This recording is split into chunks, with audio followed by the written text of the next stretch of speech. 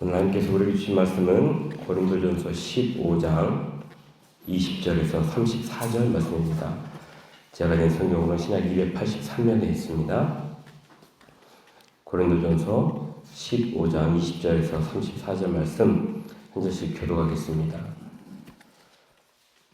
그러나 이제 그리스도께서 죽은 자 가운데서 다시 살아나사 잠자는 자들의 첫 열매가 되셨도다.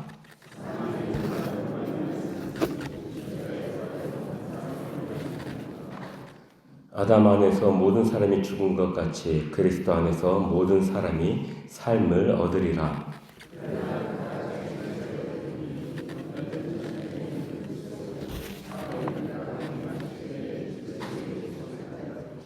그 후에는 마지막이니 그가 모든 통치와 모든 권세와 능력을 멸하시고 나라를 아버지 하나님께 바칠 때라.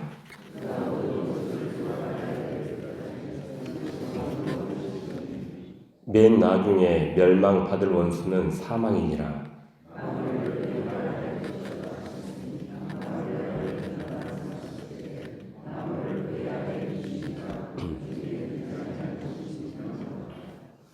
만물을 그에게 복종하게 하실 때에는 아들 자신도 그때 만물을 자기에게 복종하게 하신 이에게 복종하게 되리니 이는 하나님이 만유의 주로서 만유 안에 계시려 하심이라.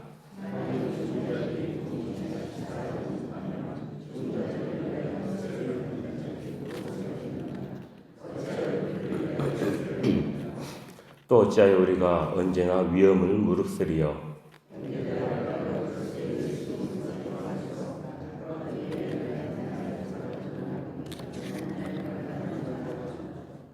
내가 사람의 방법으로 에베소에서 맹수와 더불어 싸웠다면 내게 무슨 유익이 있으리요.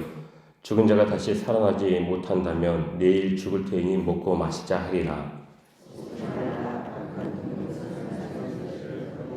함께 읽겠습니다. 깨어 의를 행하고 죄를 짓지 말라. 하나님을 알지 못하는 자가 있기로 내가 너희를 부끄럽게 하기 위하여 말하노라. 아멘. 사도 바울은 앞에서 언급한 몸의 부활이 이제 역사의 종말과 깊은 관련이 있다고 이야기합니다. 그러면서 예수 그리스도를 따르는 그리스도인들의 부활이 종말의 시기에 어떻게 이루어질 것인가, 또 죽은 자의 부활과 현재의 삶은 어떤 관계가 있는가, 이것에 대해서 함께 언급하고 있습니다. 20절 말씀을 보면은 그러나 이제 그리스도께서 죽은 자 가운데서 다시 살아나사 잠자는 자들의 첫 열매가 되셨도다 라고 말씀합니다. 여기서 첫 열매로 번역이 된 헬라어는 아파르케라는 단어를 사용합니다.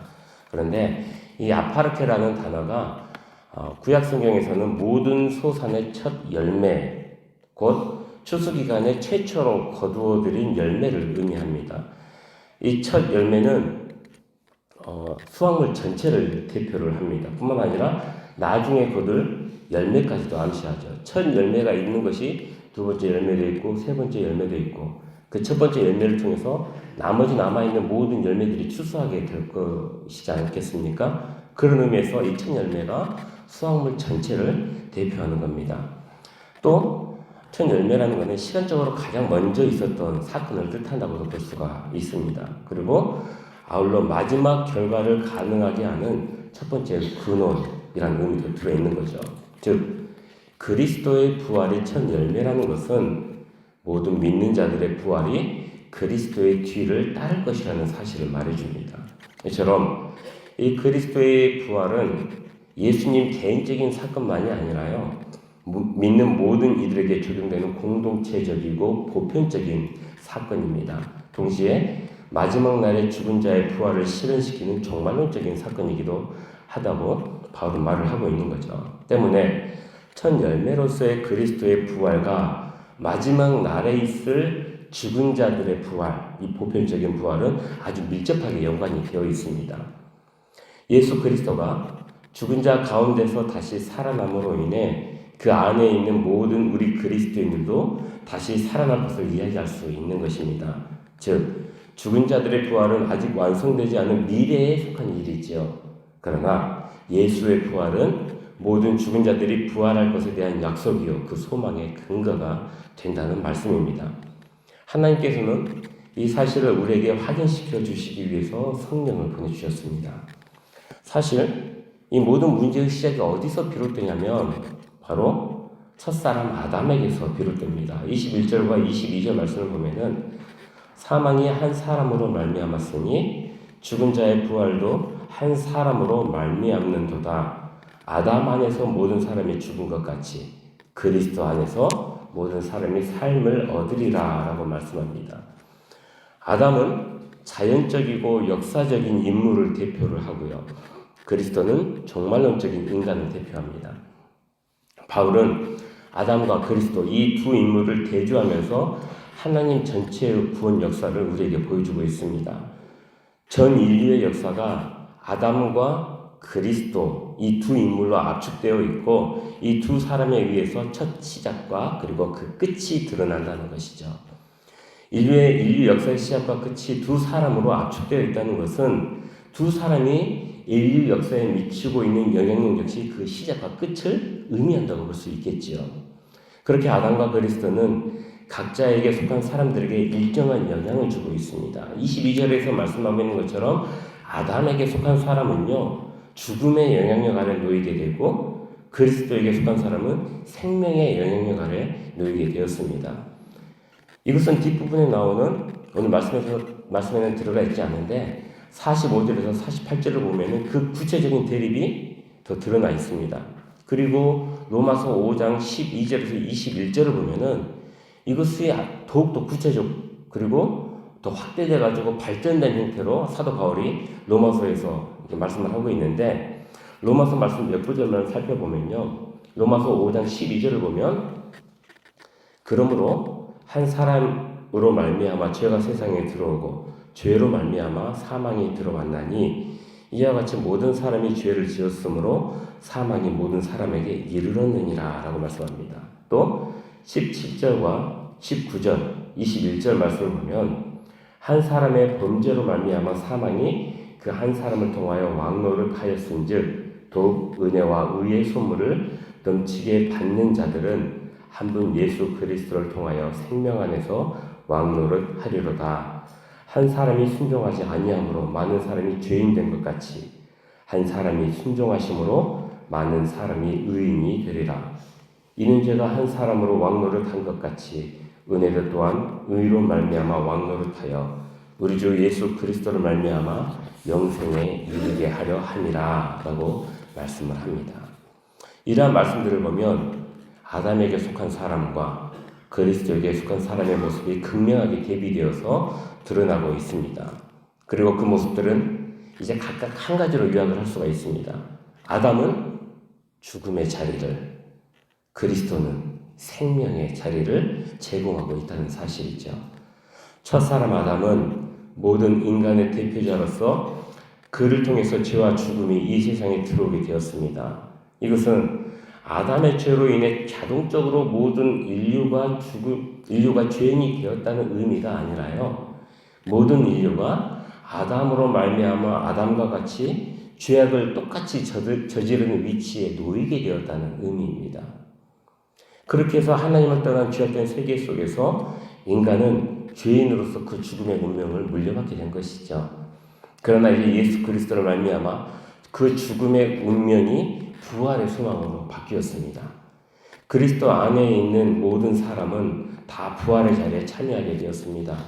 첫 사람 아담으로 인한 거대한 죽음의 세력이 마지막 사람인 그리스도를 통한 부활의 능력에 의해 마침내 극복이 된 것입니다.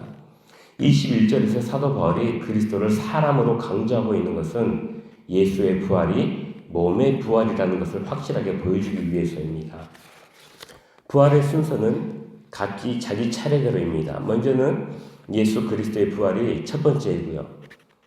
그리고 다음 두 번째는 예수 그리스도의 재림 시에 일어날 그리스도에게 속한 모든 그리스도인들의 부활입니다. 그리고 마지막으로는 역사의 종말이라고 말씀합니다. 23절에서 24절 말씀 보겠습니다.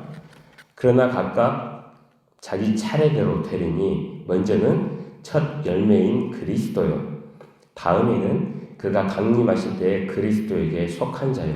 그 후에는 마지막이니 그가 모든 통치와 모든 권세와 능력을 멸하시고 나라를 아버지 하나님께 바칠 때라 라고 말씀합니다. 여기서 바울은 마지막 역사의 종말이 두 가지 형태로 나타난다고 말씀을 하고 있는데, 하나는 그리스도가 모든 통치와 권세와 능력을 다 심판하며 멸하시는 것이고요. 또 다른 하나는 그 그리스도가 하나님 아버지께 그 나라를 드리는 것입니다. 그리고 이것을 통해 궁극적으로는 만유의 주신 하나님께서 온 세상을 영원히 통치하게 될 것이다 라고 말씀을 합니다. 부활하신 그리스도는 더 이상 죽음의 세력에 굴복하지 않습니다. 죽음조차도 그리스도에게 멸망될 것이기 때문입니다. 그러므로 이제 그리스도께 속한 우리 그리스도인들도 더 이상 죽음의 세력에 들어가지 않는 것입니다. 그럼에도 불구하고 사망은 세상이 끝날 때까지 끊임없이 우리 그리스도인들에 대한 그의 공격을 멈추지 않을 겁니다. 이것은 마치 전쟁에서 진 패잔병들이 게릴라전을 펼치며 소규모 전투를 이어가는 것과 같습니다. 하지만 그 사망의 운명은 이미 멸망의 길로 정해져 있습니다. 때문에 우리는 죽은 자의 부활에 대한 소망을 가지고 그것이 이루어질 것을 기대하며 살아갈 수 있게 되는 것이지요. 우리 성도님들, 몸의 부활, 그 죽은 자의 부활을 믿지 않는 것은 단지 그것만의 거부로 끝나지 않습니다. 그것은 죽은 자의 부활을 믿지 않는 것은 예수 그리스도의 부활을 거부하는 것이고요. 예수 그리스도를 죽은 자 가운데서 다시 살리신 하나님을 거부하는 것입니다. 또한 예수 그리스도가 만물을 복종시키고 하나님께 드리는 역사의 완성에 대한 거부이기도 하고요. 나아가서는 만유의 주인 되신 하나님의 통치에 대한 거부가 되는 겁니다. 바울은 이것을 하나님을 알지 못하는 죄악이라고 말합니다. 34절 마지막 말씀을 보면은 깨어 의를 행하고 죄를 짓지 말라. 하나님을 알지 못하는 자가 있기로 내가 너희를 부끄럽게 하기 위하여 말하노라 라고 말씀합니다. 하나님을 알지 못하는 자가 곧 죄를 짓는 자라는 말씀입니다.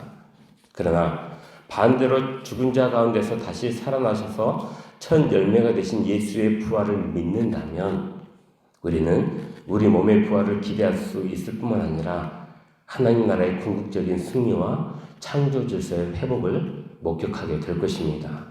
그리고 결국 온 세상에 대한 하나님의 영원하신 통치가 이루어지는 것 역시 보게 될 것이지요.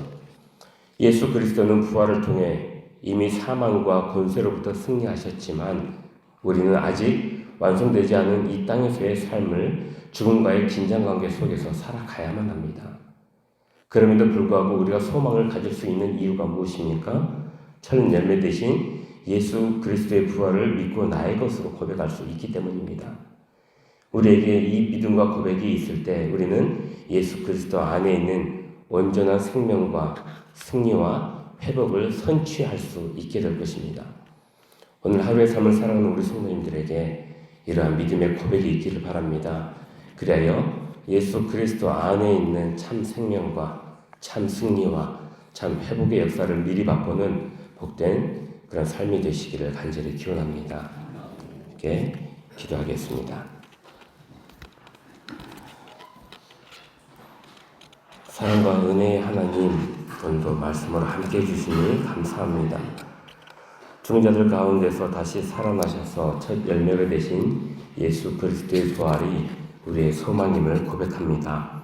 예수께서는 이미 부활하심으로 우리에게 소망이 되셨지만 우리는 아직 여전히 죽음과의 긴장관계 속에서 이 땅에서의 삶을 살아갑니다. 하지만 우리는 결국 이 세상에 대한 하나님의 영원하신 통치가 이루어질 것을 믿습니다.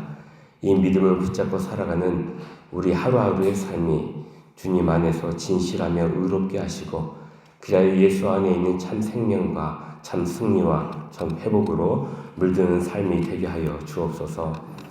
이 시간 주님께 일천번제로 올려드립니다. 올려드리는 손길과 마음과 기도 제목을 기억하여 주시고 우리 주님의 때에 가장 좋은 것들로 응답하여 주옵소서. 여러 가지 질병으로 괴로워하고 아파하며 힘들어하는 성도들이 있습니다. 그들이 나음을 받게 하여 주시고 또한 각자가 처한 상황에서 여러 삶의 문제 해결을 위해 기도하는 여러 성도들의 모든 삶의 문제가 주님 안에서 해결함을 받을 수 있도록 도와주시옵소서. 또한 자녀의 아픔과 그놓고 기도하는 우리 부모님들의 간과 눈물을 기억하여 주시고 그 기도가 응답받을 수 있도록 주님의 은혜를 더하여 주옵소서. 이제 담임 목사님 청빙이 막바지에 이르렀습니다. 주님께 맡기오니 주님께서 택하여 주옵소서. 우리나라를 불쌍히 여겨주시고 이 나라의 주님의 정의와 공의와 상식과 질서가 올바로 세워지게 하여 주옵소서. 감사드리며 우리 주 예수 그리스도의 이름으로 기도합니다. 아멘.